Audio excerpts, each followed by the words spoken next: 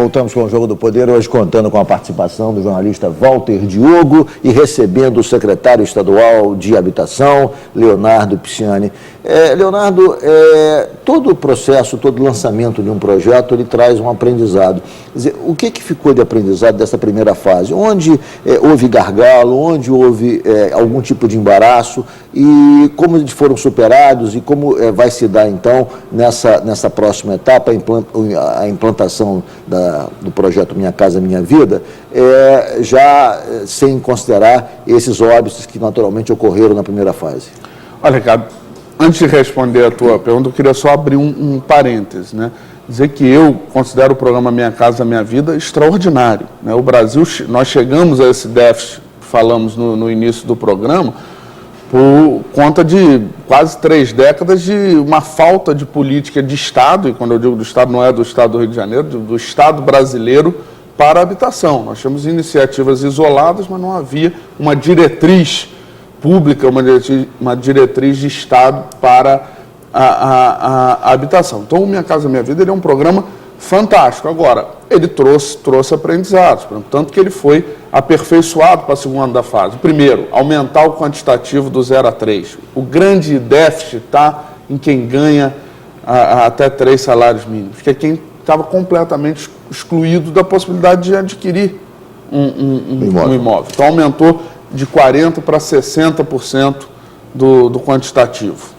Ou seja, aumentou de 400 mil unidades a serem construídas na fase 1, que era 1 milhão, para 1.200.000 unidades a serem construídas na fase 2, que tem no total 2 milhões. Um gargalo que foi do país inteiro, não só no Rio de Janeiro, foi a questão dos terrenos. Faltavam áreas, as áreas valorizaram muito, então isso mostra a necessidade da intervenção do poder público, em alguns casos, para não permitir que isso se extrapole e inviabilize a construção de habitações de interesse social, né? E a própria questão técnica, a necessidade de se ter projetos. Eu tenho, para mim, muito claro que, como um todo, não só na habitação, na administração pública brasileira, a gente tem um déficit de projeto. O país ficou muitos anos sem fazer obra e se esqueceu que precisa planejar, se esqueceu que precisa ter um banco de projetos. Agora chegamos num momento que a gente tinha recurso, o país crescendo, o país se desenvolvendo e tinha o gargalo porque faltavam projetos. Eu queria saber uma coisa, secretário. Nessa reunião com o ministro lá, apareceram alguns problemas no Rio de Janeiro. Primeiro, favela. Você não tocou até agora, o Rio tem 2 milhões de habitantes morando em favela. Tem um número grande de favelas. E como é que o Estado vai resolver isso, né? E outra coisa que apareceu também é as novas áreas desenvolvidas no Estado. Como é que é a questão de Itaboraí? Itaboraí está recebendo 18 bilhões de dólares de investimento. Uma população de 200 mil que vai crescer lá. Como é que vai ser a preocupação do Estado com essa explosão? Macaé hoje, outra área que também tem uma explosão demográfica muito grande da Barra. Né? Essa questão de petróleo, de explosão aqui das favelas, eu queria acrescentar um comentário, porque a questão da fundiária, da regularização fundiária nas favelas, ela tem uma componente que é de segurança pública, porque na medida que as pessoas não têm a titularidade, há uma máfia de milicianos e travestidos de líderes comunitários que se tornam donos daqueles terrenos, negociam a venda de imóveis em favelas, alugam a preços exorbitantes, ou seja, isso só terá o seu fim caso o governo dê a titularidade a esses moradores. Senão, eles ficam à mercê desses grupos milicianos e marginais que atuam nessas comunidades. Veja, Ricardo, você tocou num ponto fundamental, que é o da regularização fundiária. O Estado, né, e os municípios e o governo federal têm investido muito na urbanização das favelas. Você vê o volume de recursos do PAC que foram investidos nos principais complexos do Rio de Janeiro, na Rocinha, no Alemão, no Pavãozinho, em Niterói, no Morro do Preventório e que vão prosseguir, que o governador Sérgio Cabral tem dito que vai levar agora a Baixada Fluminense. Isso tem sido feito, urbanizando essas áreas, mas é preciso titular. Quando a gente fala do déficit, quase metade do déficit de mais de 400 mil unidades é o que se chama ônus excessivo. O que é o ônus excessivo, né, para explicar mais claramente para o telespectador? É quando o cidadão ele tem a sua casa, ele mora de aluguel, mas o pagamento do aluguel representa 30%, 40% ou mais por cento da sua renda familiar mensal. Metade do déficit do Estado do Rio de Janeiro é o ônus excessivo. Um aluguel numa favela do Rio de Janeiro custa R$400, no mínimo, né? Numa kitnet. Então, quando você titula, você acaba com isso. Não tem mais como um cidadão chegar dentro da comunidade, construir lá um minhocão e dizer que é dono de 50 kitnets e alugar por esses preços. Não, cada morador passa a ter o seu lote, o seu espaço. Por isso, a gente tem feito um esforço grande de titulação. O Rio de Janeiro foi pioneiro entre os estados brasileiros.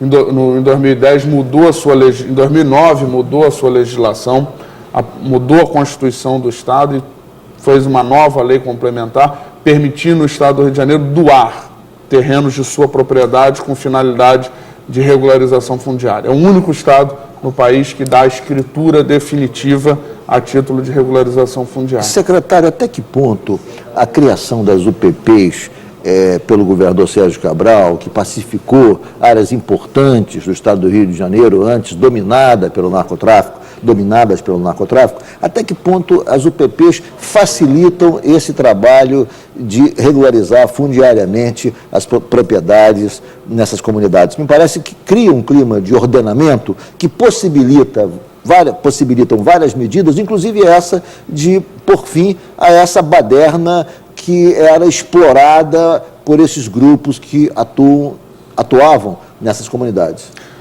As UPPs, elas foram fundamentais, né, para a população do Rio de Janeiro voltar a ter esperança, voltar a acreditar que daria para vencer a questão da violência, e está se mostrando que é possível vencer os narcotraficantes, vencer as milícias. Para habitação não é, para regularização fundiária, para habitação não é diferente.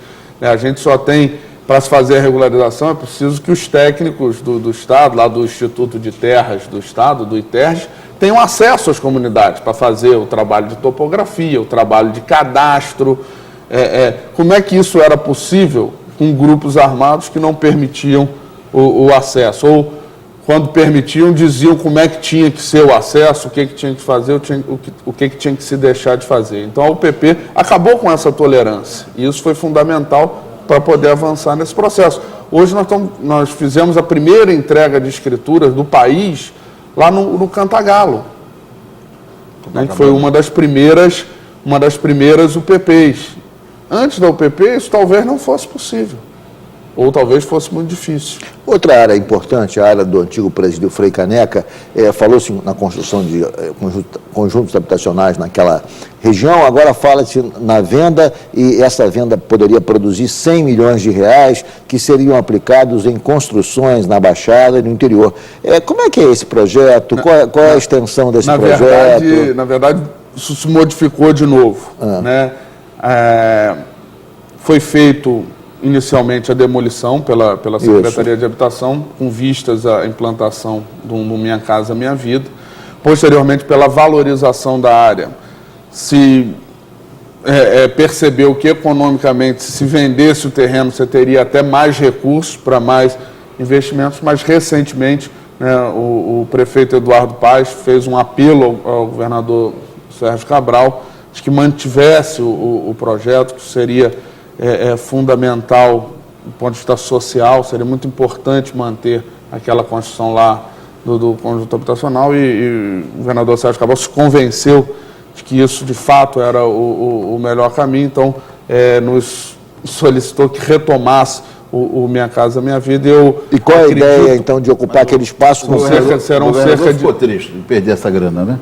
Não, pelo contrário, eu estou muito feliz, porque vai ser feito um projeto de primeira linha, serão 1.000 unidades. Ali serão 1.000 unidades. São 1.000 unidades, será construída uma praça, terão equipamentos públicos, escola, que maravilha. creche, área de lazer. Será feito um novo acesso à comunidade, né, do entorno.